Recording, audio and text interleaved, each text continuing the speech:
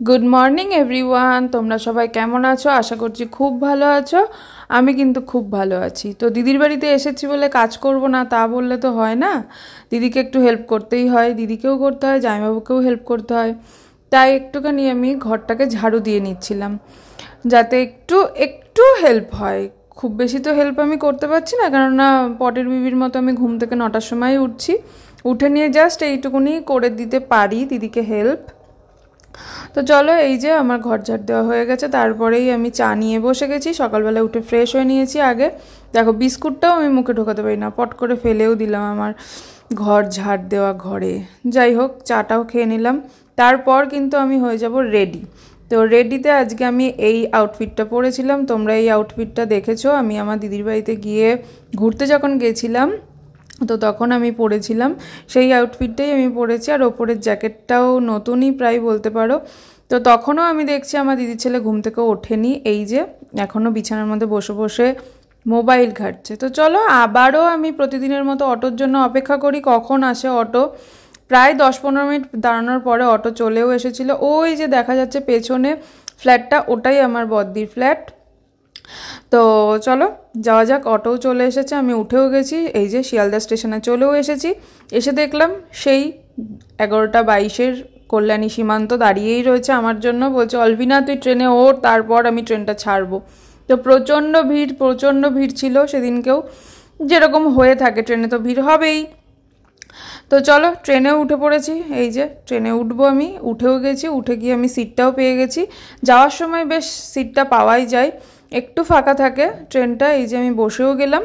তো বসে নিয়ে একটু হাঁপ ছেড়ে বাঁচলাম যে ট্রেনটা পেয়ে গেছি। ট্রেনটা কিন্তু দৌড়ে দৌড়ে ধরার মধ্যে একটা আনন্দ থাকে, তাই না? যাই হোক, তো দেখো ট্রেনটা ছেড়ে দিয়েছে। চলো, শিয়ালদা থেকে ট্রেনটা বেরোতে আর ট্রেনটা যখন শিয়ালদায় ঢোকে এত স্লো করে, অবশ্য স্লো তো করবে এতগুলো লাইন যখন। তো এই যে বাইরের প্রকৃতি দেখতে দেখতে পৌঁছে যাচ্ছি, ট্রেনের হাওয়া খেতে খেতে পৌঁছে গেলাম আমি দমদম স্টেশনে। দমদম স্টেশনে পৌঁছে আমি স্টুডিওতে পৌঁছে গেলাম। গিয়েই এই যে আমার মডেল ও স্টুডেন্ট ম্যামের, তো আমাদের সেদিনকে বেস মেকআপের প্র্যাকটিস ছিল। এই যে সবাইকে বোঝাচ্ছিল, ম্যাম এসে বোঝাচ্ছিল, এই যে হাই ওর নাম সুরশ্রী, নামটা খুব সুন্দর। এই যে আমিও প্র্যাকটিস করতে শুরু করে দিয়েছি। এর নাম কাজল। তো মেয়েটা খুব সুইট, খুব ভালো। এই যে আমি সাজিয়েওছি তাকে, এই আই মেকআপটা করেছিলাম ম্যাম যেটা দেখিয়েছিল। এই যে দুষ্টুমি করে আবার এই ফটো পোস্টটা দিয়েছে। তো আমার প্র্যাকটিস কমপ্লিট। এরপর কাজল আমার উপরে প্র্যাকটিস করা শুরু করে দিয়েছে অলরেডি। তো দেখো, আস্তে আস্তে, যেহেতু নতুন হাত, একদমই আস্তে আস্তে করছিল। তারপর ম্যাম এসে আমার ওপরে প্র্যাকটিস মানে দেখাচ্ছিল যে এইভাবে মেকআপটা বসাবে, এইভাবে কম্প্যাক্টটা ইউজ করবে।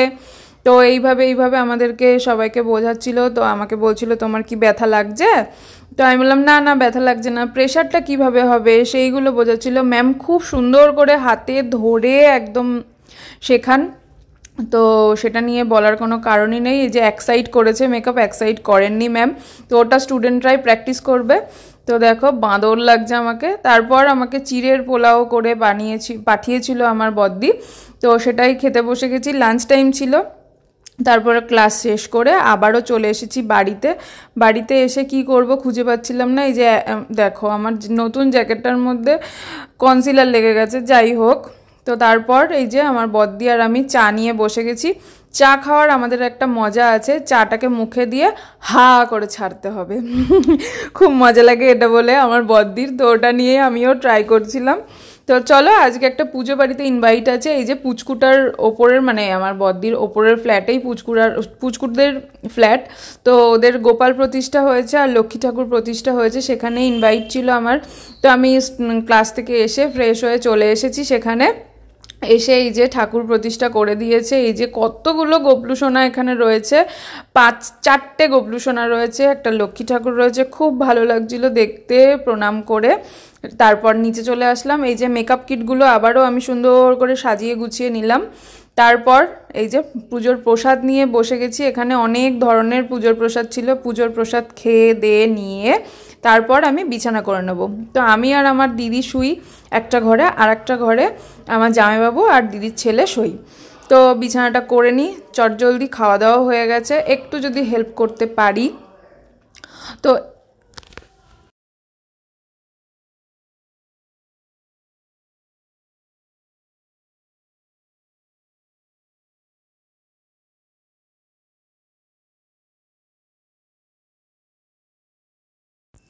তো দেখো মশাই টাঙানোর জন্য আমাকে কোথায় কোথায় না চড়তে হয় বাঁদরের মতো। অবশ্য আমি তো বাঁদরই, যাই হোক।